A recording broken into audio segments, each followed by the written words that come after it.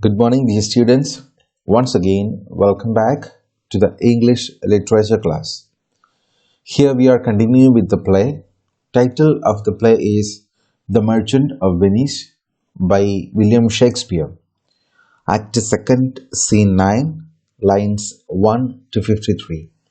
I hope that all of you have learned and revised Act 2nd, Scene 8 very well, and you are very clear with the different incidents of the scene. Today we are continuing with scene 9. Before we move to the chapter, let's have an introduction to it. The scene shifts to Portia's house at Belmont, where the Prince of Aragon makes his choice of the caskets. He selects the silver casket which contains an idiot's head. Silver stands for conceit, vanity, and self-deception. All are traits of Aragon's personality. So this incident is happening, or the scene is taking us to Portia's house at Belmont.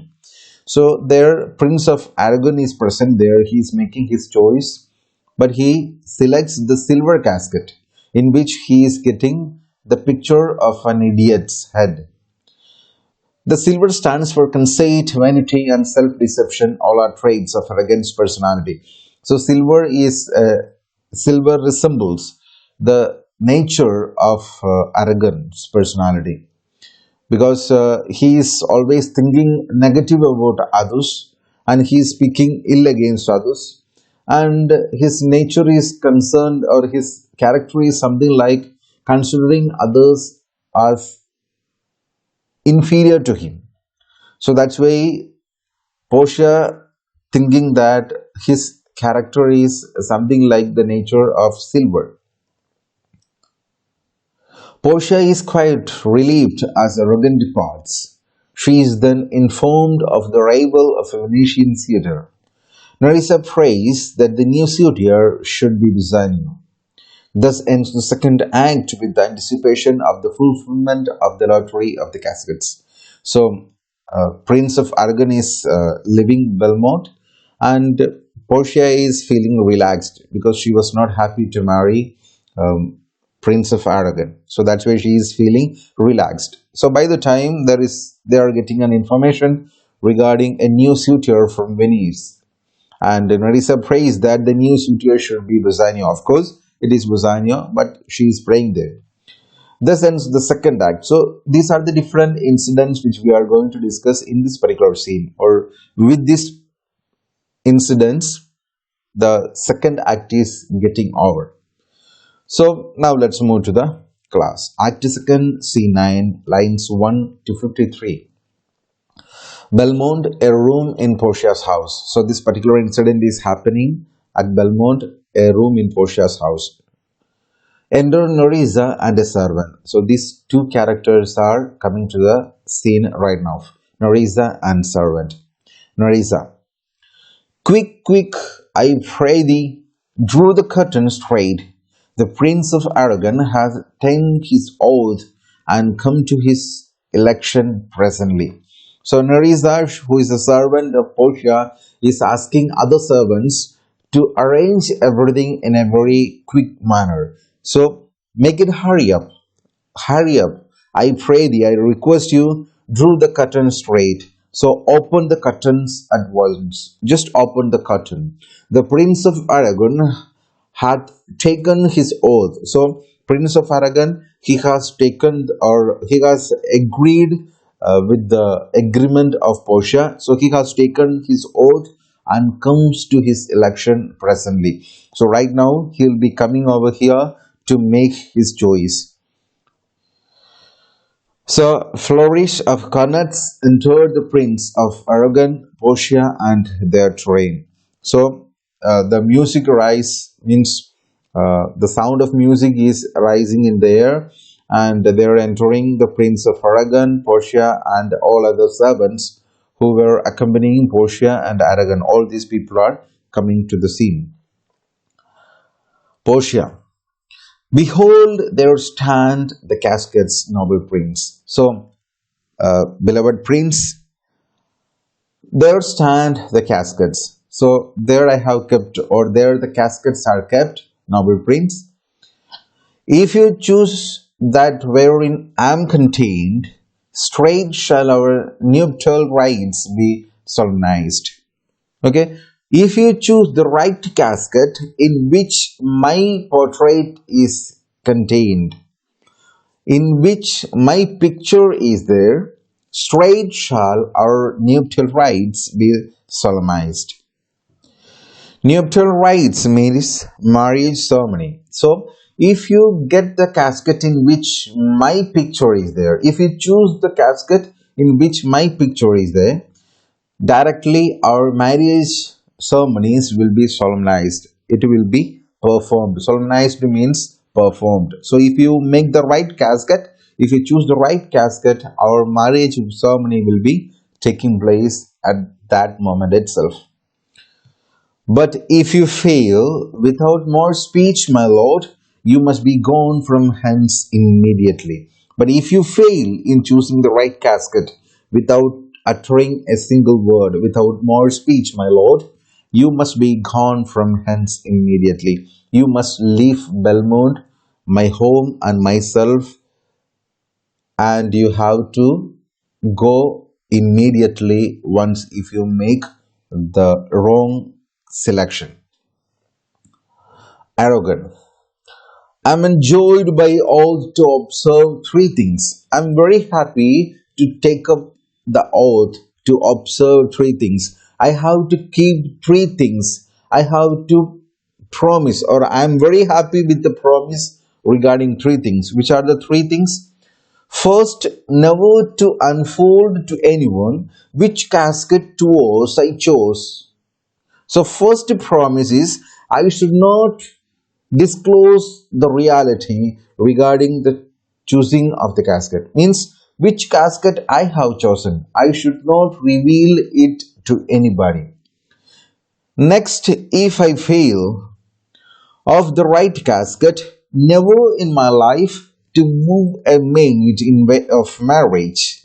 So, if I fail in choosing the right casket, never in my life, I should not do it in my life to move a maid in way of marriage. I am not permitted, or I should not marry a maid in my life, or I should not approach a maid in the form of marriage. I cannot marry a lady in my life.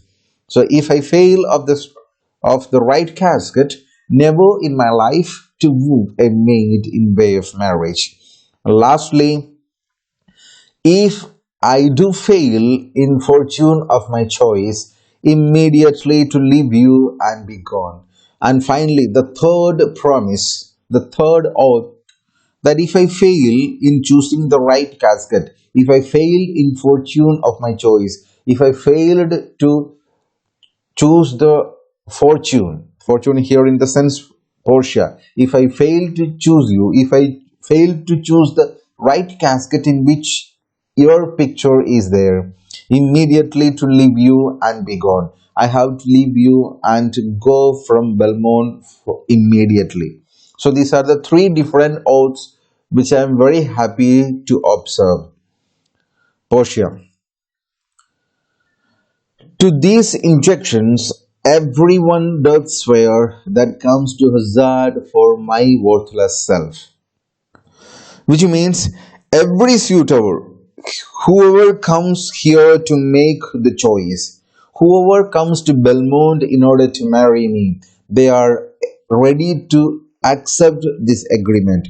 Injection means conditions. So, all the suitors who are coming to marry me, hazard for my worthless self, those who are coming to marry me, they are ready to accept these conditions. Then and there only they will be permitted to take part in this contest. So, she is telling to Prince of Aragon that not only you, whoever comes to marry me, they all are ready, or they have to accept these terms and conditions, not only just for you. Arrogant. And so have I addressed me, fortune now, to my heart's hope, gold, silver, and base lead. And so have I addressed me. So And so have I agreed. So I have already agreed, and as per the agreement, fortune now to my heart's hope. I hope that what my heart demands for, so my fortune will be agreeing or accompanying it, which means my fortune will be helping me to achieve what my heart is desiring for: gold, silver, and base lead. So he is looking at the three different caskets. One is made of gold, the next one is made of silver, and next one is lead. So he is looking at these three caskets and he is getting ready to choose the casket. Who chooses me must give and hazard all he hath. So first box which is getting his attention, that is towards the lead box. So there is written something on the lead box, and it was something like this: who chooseth me must give and hazard all he hath, which means whoever chooses me must give and risk all he has. Whoever choosing me will put everything, whatever the person has, into risk. So this is what was written on the lead box. So Prince of Aragon, he reads it, and then he says, "You shall look fairer, ray I give or hazard." Okay, ray means here before I give or hazard. Before I give or hazard, you were looking fairer, which means right now, after reading what is written on you, I'm not ready to put everything into risk. Especially in the case of Portia, I'm not ready for any kinds of risk, because I have to choose the right casket. Because what is written there on the casket? You who chooseth me must give and hazard all he had. So the person who is choosing me will put everything into risk. And here Aragon takes a decision that he is not ready to put everything into risk in the case of Portia. What says the golden chest? How? Let me see. So then he is moving to the next casket, and there he is getting attracted to the golden casket. So he is asking, what is written on the golden chest? What is written on the golden casket? Let me see. Let me see what is written on that. There it is written something like this: who chooseth me shall gain what many men desire. So on the golden casket it is written, who chooses me shall gain what many men desire, which means the one who chooses me shall gain what many men desire. So what many men desire will be getting if you are choosing me. Now, Prince of Aragon is giving an explanation to that. What many men desire, that many may be meant by the full multitude that chooses by show. Here, the word used many. The Prince of Aragon is interpreting it in a different way. What he says here, many is referring to a group of people who are fool in nature, or those who are doing foolish activities. What foolish activity they do? Because they choose by show. Choose by show means choosing something by the external appearances. Okay, so Prince of Aragon says many means the majority of people or a huge group who are choosing something by the external appearance, not learning more than the fond eyes doth teach, which pales not to the interior, but like the mallet. Okay, so what's the speciality of these people? They are just seeing the outer appearance and they make the choice, and it will be a big wrong in their life. Not learning more than the fond eye. Fond eyes means foolish eyes. Doth teach, which peers not into the interior. So the external eye cannot get inside and see what is there inside. So that's what Prince of Aragon says, that no, a person who is having external eyes cannot see what is there inside. So that's why a huge group of people, they are making mistake by choosing something by its external appearance, and he is not ready for that. That's why he says it is something like the martlet, birds in the weather on the outward wall. Okay, so it's a kind of bird. Martlet means it's a kind of bird who builds in the weather on the outward wall, who is making a home, a nest on the outer wall, even in the force and road of causality. So it is taking its own risk. It has to face all kinds of danger. So that's why a person who is choosing something by its external appearance, it will be something like the bird martlet, which is making a nest on the outward wall, open to all danger and all kinds of problems. So it will be exactly like that. So that's what Prince of Aragon says if somebody is choosing something by its external appearance. I will not choose what many men desire. So I'm not ready to choose something what many men desire. So what many people are expecting, I don't want it. Or in other words, I don't want make mistakes by choosing something from its external appearance, because I will not jump with the common spirits and rank me with the barbarous multitudes. So I will not go with the intention, or I will not go with the nature of common people, because I am something different from them. As I have already told you in the introduction part, he is boasting himself. He is considering others inferior to him in the matter of making judgments. Okay, so that's why he says, because I will not jump with common spirits and rank me with the barbarous multitude.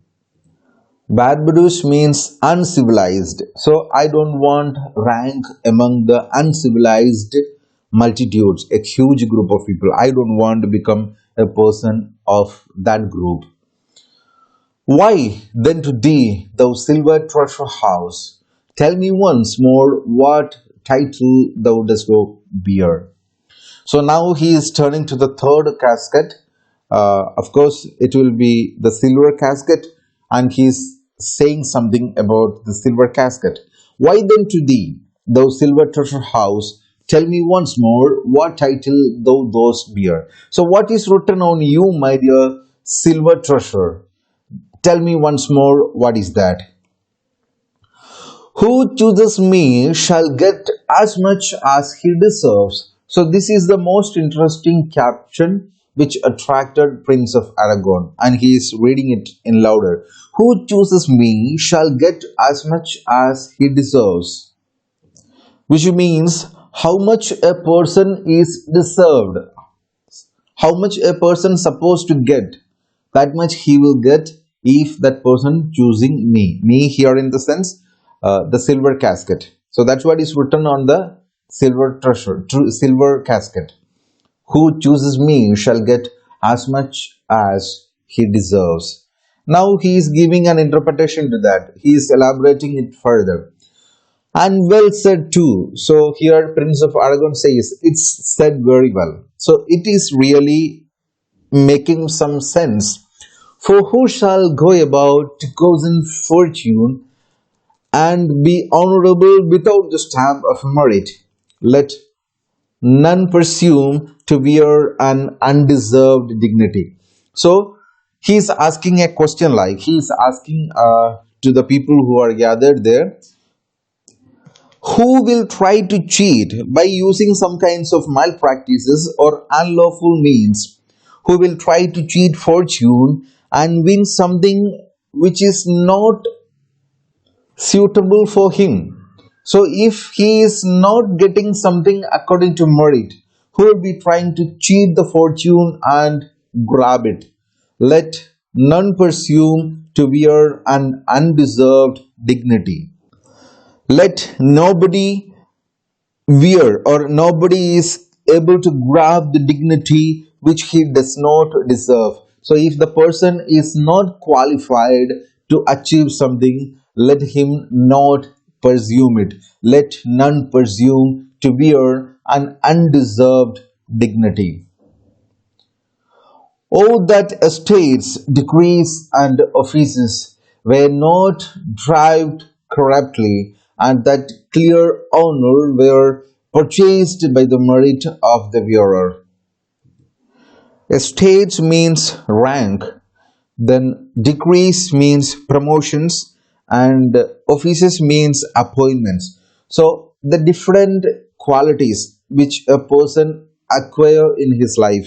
So here Prince of Aragon says, I wish the rank, the promotions, and the appointments were not derived corruptly, which were acquired or obtained in unlawful ways, and that clear honor were purchased by the merit of the wearer. And it will be purchased or it will be given to a man who really deserve it in the form of merit. So here, Prince of Aragon is trying to boast himself, that he is trying to prove that I am really qualified, I am really deserving it. So that's why I have got or I will be getting all the different estates, degrees, and offices, which means rank, promotions, and appointments. All whatever I am getting, it is according to my ability, my quality, and my capacities. How many then should cover that stand bare? How many be commanded that command? You might have seen a person who is having power. So his superiors, when they come to that particular person, the person who is having power, so there that person will be covering his head, which means he'll be wearing a cap. We will take an example. When a police inspector is addressing his subordinates or constables, he wears the cap, he covers his head. But at the same time, when the inspector visiting his superior, he has to take out or he has to remove his cap. So that's what is meant by here. How many then should cover that stand bare? The people who are wearing or who are covering their head and giving commands to their subordinates, the same people, when they see their superiors as a part of their respect, as the protocol, they have to take off their cap and they stand bare. Same way, how many be commanded that command? Those who are giving commands, there are people, but there will be certain situation or occasions in life where they are getting commands from their superiors. Again, he says, how much love peasantry would then be gleaned from the true seed of honor, and how much honor? How many of those who belong to the lower class could be picked out from the true sons of the nobility? Again, he continues, picked out from the chaff and ruin of the times, to be now varnished well but to my choice. Chaff and ruin of the times means those who are outcast and ruined. So there are a number of people who are really honored or honoring people picked from the outcast and ruined, to be now varnished well but to my choice. How much true honor could be recovered from the worthless rubbish of life, to be given its original brightness? Okay, so finally he says, so after saying all these kinds of explanation, he is making his choice, and there he says, who chooses me shall get as much as he deserves. So he is reading what is written on the silver casket once again. Who chooses me shall get as much as he deserves. How much a person deserves, that much he will get if he is choosing the silver casket. I will assume desert. Give me a key for this and instantly unlock my fortunes here. I will assume desert. I shall take up what I really deserve. How much I must get, that much I will take. Give me a key for this, or give me the key. Let me, and instantly unlock my fortunes here. So let me open this box. I shall open this box, get me a key, and I will take as much as I deserve. By saying this, he is just he opens the silver casket. He is opening the silver casket. So, dear students, today we are winding up here, and in the next class, let's see what had happened once the Prince of Aragon opened the casket, what he got from the casket. We will discuss those points in the next class. Still, we meet in the next class. I would like to sign off. Thank you.